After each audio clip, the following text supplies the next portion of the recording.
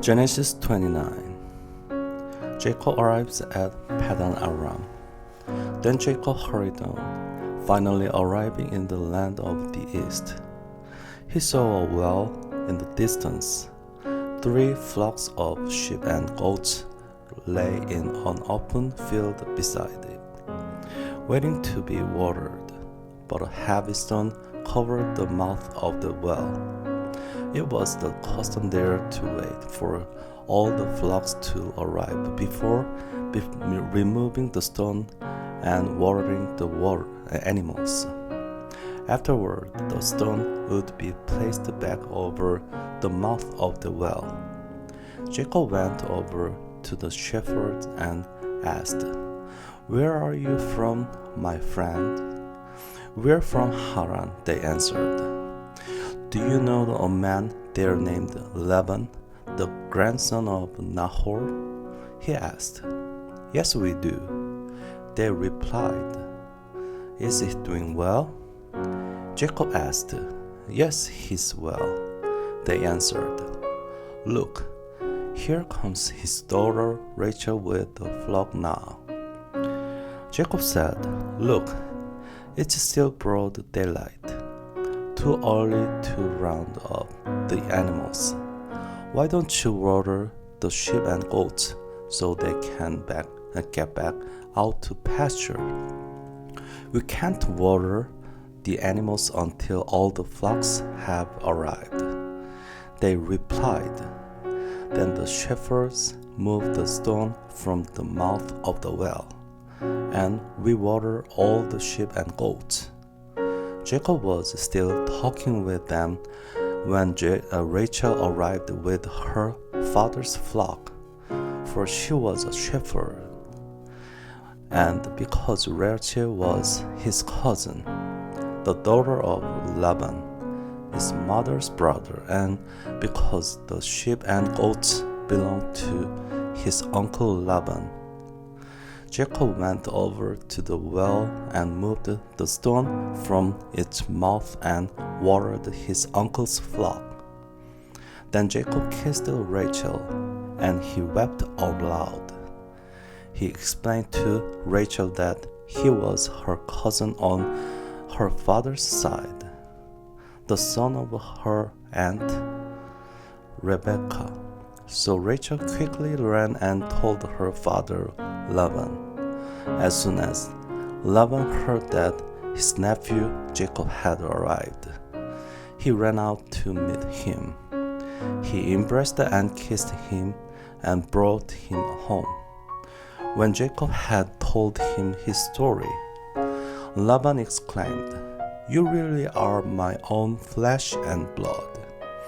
Jacob marries Leah and Rachel.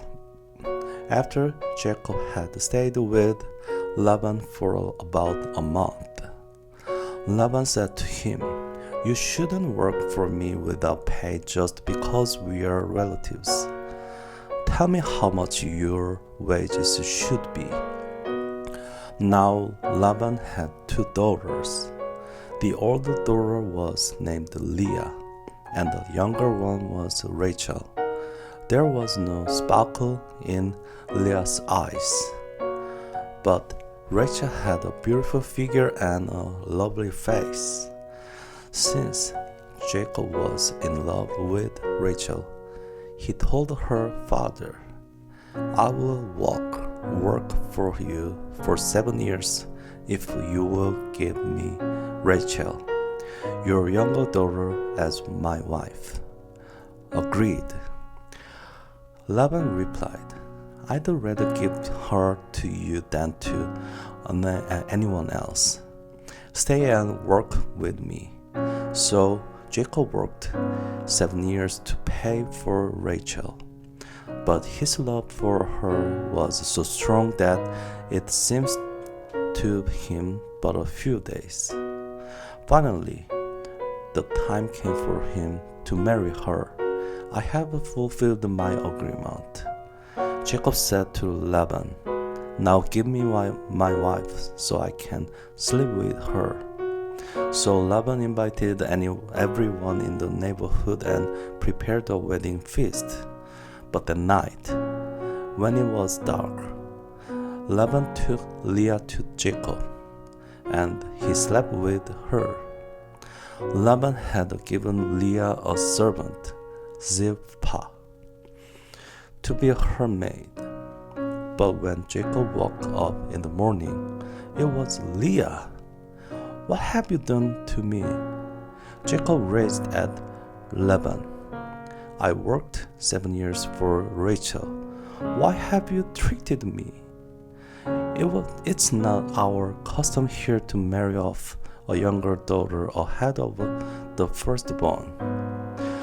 Laban replied, "But wait until the bridal week is over. Then we will give you Rachel too, provided you promise to work another 7 years for me." So Jacob agreed to work 7 more years. A week after Jacob had married Leah, Laban gave him Rachel too. Laban gave Rachel a servant, Bilhah, to be her maid. So Jacob slept with Rachel too, and he loved her much more than Leah. He then stayed and worked for Laban the additional 7 years. Jacob's many children. When the Lord saw that Leah was unloved, he enabled her to have children, but Rachel could not conceive. So Leah became pregnant and gave birth to a son. She named him Reuben, for she said, "The Lord has noticed my misery, and now my husband will love me." She soon became pregnant again, gave birth to another son.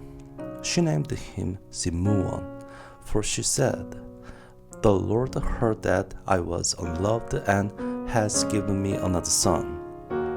Then she became pregnant a third time and gave birth to another son. He was named Levi, for she said, "Surely this time my husband will feel affection for me, since I have given him 3 sons." Once again, Leah became pregnant and gave birth to another son.